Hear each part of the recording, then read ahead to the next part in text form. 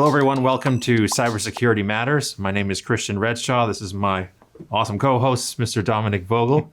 Dominic, who do we have in the virtual hot seat today as our guest? Well, today we have Crystal McFerran. She's the Chief Marketing Officer of the 20. I think it's going to be a fantastic convo. Awesome. So I'm going to invite Crystal in, and we will be right back. Crystal, thank you so much for taking time out of your busy day to join Christian and I today. We're really looking forward to what I'm sure is going to be an epic convo. Thank you for having me, Dominic. I'm excited to be here. Thank you both. Crystal, so you are in marketing today, and we want to dive all over that and get into marketing. But first of all, we want to get to know you a little bit. So tell us your story and tell us what young Crystal was like. Maybe start there. So, it's funny you asked about young Crystal because I kind of always knew that I wanted to go into marketing, from a pretty young age. And I did. I started out, at some larger corporations like Hewlett-Packard, HP, and Accor. And then I somehow, evolved and found found myself in the MSP space through my CEO. He has an MSP. And so that was the first smaller company that I worked for, my first taste of, the channel and what an MSP is. I left there, started a marketing consulting firm, and then I found myself back working for the 20. And I love it. I love everything about IT. It's such an awesome, ever-evolving industry, and I love marketing IT. That's awesome. How is marketing within IT? Is that unique to other industries? Like you have to take different approaches within IT to maybe make it less technical in a field which can be obviously very technical. Wondering if there's different nuances in terms of how you market IT or IT managed service providers versus how you market some other consumer product. Absolutely. That's a great question. I would say that the key to really effective marketing in IT is changing it from a technical conversation to a business conversation. Mm-hmm. And that does wonders for your marketing efforts. So absolutely. Yeah. And it's really interesting. Like you mentioned that, Crystal, in terms of having that business conversation. I know something like Christian and I run into all the time is when people will still view IT as being something which is overtly technical, and maybe they'll just say la la la la la. They don't want to hear about it because they feel that they may not understand it. And like you're saying, they're having those business conversations. So from that marketing perspective, do you take that a step further and really try to connect at the even past the business perspective, even like at a basic human perspective as well when it comes to marketing? Absolutely.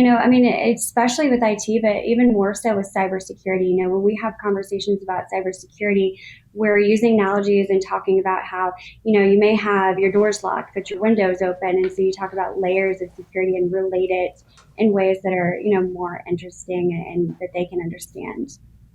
Like lock your front door before you lock your bedroom door, something like that. Right. Yeah. So it looks to me like you with the 20, you have a couple of different audiences. One is the clients of IT managed service providers, but also the managed service providers themselves. So can you tell us what the 20 is and what you guys do? Absolutely. So the 20 is basically a consortium of MSPs. So they're MSPs that have come together to dominate the top 20% of the industry. The 20 was built upon, the foundation of it was built upon the success of my CEO's MSP and what really worked there, because we've seen that all MSPs really struggle with three things: with sales, so sales process, scale, and lead gen or marketing. And so we've created a model that perfects but also provides the service delivery. So the 24/7 US-based help desk, that way, as these guys go out and they sell these big accounts, to deliver upon them. And so we are, if you really break it down, we're basically a growth catalyst for MSPs. We provide all the tools and essentially a blueprint for them to grow and scale their MSP business. Okay, that's really interesting. So, Crystal, do the majority, or I would say on the whole, do IT MSPs? Obviously, they're very technically proficient, but as a whole, do they struggle with sort of the non-technical aspects of a business, like you're saying, like marketing, like business growth? Is that where that need arises from? Absolutely. I would say that 9 out of 10, if not more, MSPs really struggle with marketing. They don't have a grasp on it, and you see a lot of antiquated marketing strategies. So there's definitely a huge gaping hole there. And for our audience, Christian and I know what the acronym MSP means, so we're talking about an IT managed service provider. What in terms of those types of services, at a high level, are we talking about? Are those mostly operational IT services? Are there strategic services as part of that, or does that vary depending on the service provider?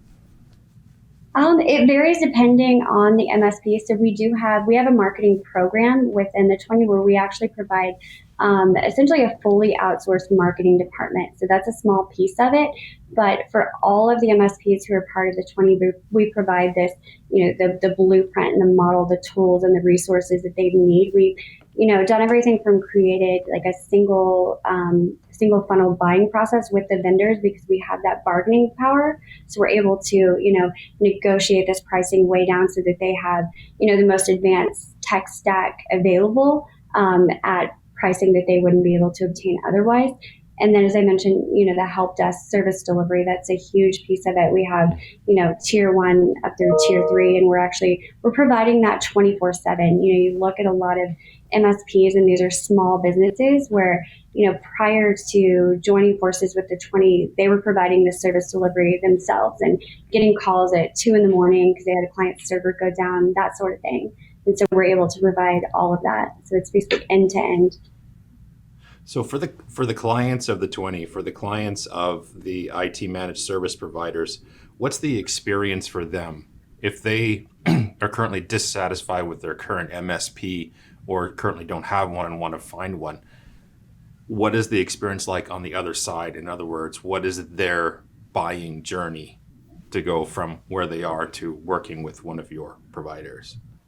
I think the biggest thing is education. We take what they know and re-educate them. We refer to ourselves as managed IT, departments or MIDs versus managed service providers. Mm-hmm. And we've taken a really strategic approach to that, breaking it down and walking them through that whole process and what it looks like for their business so that, again, it's a business conversation and not a technical conversation.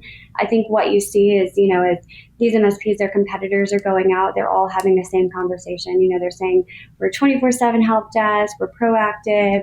It's the same. We've been in business 20 years. And so we really flipped that and created a model that not only works, but we can deliver upon that. So it's a game changer. Okay, awesome. And what kind of clients are typically looking for outsourced IT? Are there particular industries that are drawn to it, like law firms, accounting firms, manufacturing? What are the main industries that you work with?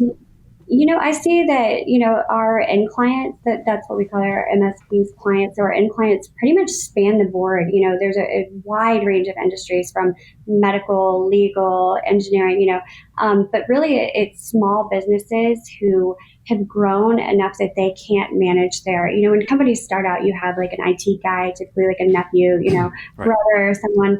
And then you grow beyond that and maybe you have, a hire or two.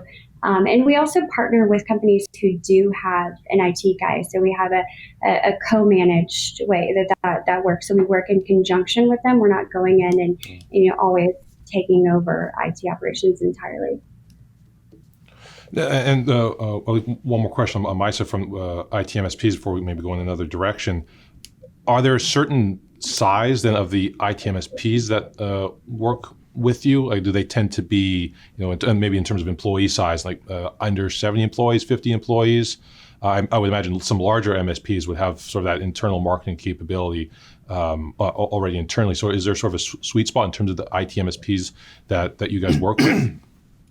I would say that sweet spot is probably between 10 to about 200 users. Okay. Obviously, there are outliers. We do have some very large end clients, but for the most part, they pretty much fit into that SMB. That's interesting. And so you guys span North America? We do. We span North America. We have partners in Canada as well. And we have end clients across the world. So we have them in Europe, oh, wow. In addition to the US. Wow. You guys are big time. Yeah, that's a really thing about the 20 is we have MSPs who come in and they have clients all over the world, multiple locations, and we're able to support them. Fantastic. Now, Crystal, you and I have been connected on LinkedIn for a while. I don't exactly remember when we first connected. My memory's not that good, but one of the things that I've always appreciated about you is just your raw authenticity and just your genuine positive nature. And I'm curious in terms of platforms like LinkedIn, how important that's been in terms of, again, growing maybe your personal network, but as well as from a business perspective as well. I'm curious about your experiences on LinkedIn. I could talk about LinkedIn all day. They say that your network is your net worth, and I absolutely believe that. I think that LinkedIn is so incredibly powerful for your company brand and for your personal brand. And I think that, we're moving more and more in that direction to where everyone is kind of starting to figure out, hey, if you're in the B2B space, then you're on LinkedIn. That's where your customers are, where your prospects are. I mean, you've got to be on LinkedIn and have a strategy for that. I noticed, Crystal, that you had the social movement trailer on your LinkedIn profile. Is the 20, or are you involved in that somehow? I am. I was actually, and they sought me out. They found me the producers of the show found me on LinkedIn initially, and I went through a series of interviews. And and now I call the social movement my passion project. I love everything that it's about. Just in a nutshell, in case you're not familiar with what it is, it's basically Shark Tank meets The Apprentice, but for a social cause. Right. So they bring together, these incredibly intelligent people from all over the world and put them on teams to solve real social issues. Problems. Yeah. So awesome. I love it. I get really fired up about it. But that was through LinkedIn as well, and I've now become more involved. I'm actually an associate producer for the show as well. Wow. So you're not playing around here. That is awesome. No, we're going to do big things. So we'll keep our eye on that and watch out for you.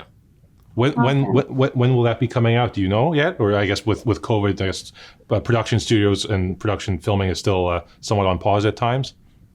So we did push back production. Season 1 has already filmed. I'm actually a participant in season 2. It was scheduled to film in 2 weeks, but we pushed that back to October. And then we'll be doing a big launch in Earth Day, around Earth Day of 2021 with season awesome. 1 followed by season 2. And that, if memory serves me right, that's on Amazon Prime? It is. Amazon Prime, iTunes. Awesome. We'll be sure to keep an eye out for that. We'll have a launch party for your episode. We look forward to that. In terms of again that what we were talking about earlier, sort of that human connection. Often what we hear and heard this time and time again, which people may be talking about sort of that B2B relationship, business to business, but even taking that a step further down is that H to H relationship, or that human to human relationship. Yeah. For people who are trying to again grow their business or grow their organization, how important is it that they sort of become a bit more vulnerable and authentic in terms of how they connect with people, rather than just always putting up a business front? How important is it to have sort of that deep-rooted human to human connection? Oh, I think that is everything, because at the end of the day, we're all humans and we all seek that connection. It's not about the business. So I think that, for years, like many marketers, I did, what we all thought we were supposed to do with LinkedIn. You just post, really generic content, your links, same thing day in, day out. And when I really noticed it changing is when I did become more raw and vulnerable and authentic.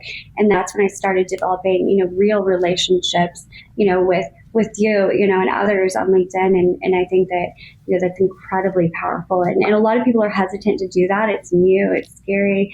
You're really putting yourself out there. But I think that, especially for small business owners, that's going to pay dividends. People are looking people do business with people, not businesses. And so the more that you can do to really humanize your marketing, the better. I'm curious because I'm on the journey of becoming more transparent, I would say, on social media. What was the driver and the process for you to start that? How did you actually make that transition? I'm typically not good at making transitions. I really just dive right in. When I started my business years ago, and I did it all backwards. Typically you have a plan, and I just said, nope, I'm going to do this and I'll figure it out. I'm going to jump and I'll figure it out on the way down. So with LinkedIn, I just decided one day, hey, I'm going to be real, and I put this out there, and I really kind of changed the way that I was using it. So it was just a sudden event. One day you operated one way, next morning you woke up, and it was a different story. I still trickled in, the business content, the pretty stiff marketing. When you go in, you go all in, right? Wholehearted. Crystal, for our audience who may want to reach out to you, what are some ways that they can connect with you? So LinkedIn, of course, connect with me on LinkedIn. It's Crystal McFerran. Or they can reach out through the 20's website. It's 20.com. But LinkedIn, honestly, is the best way. You can connect with me on there, add me, send me a message. Happy to talk marketing with anyone. That's awesome.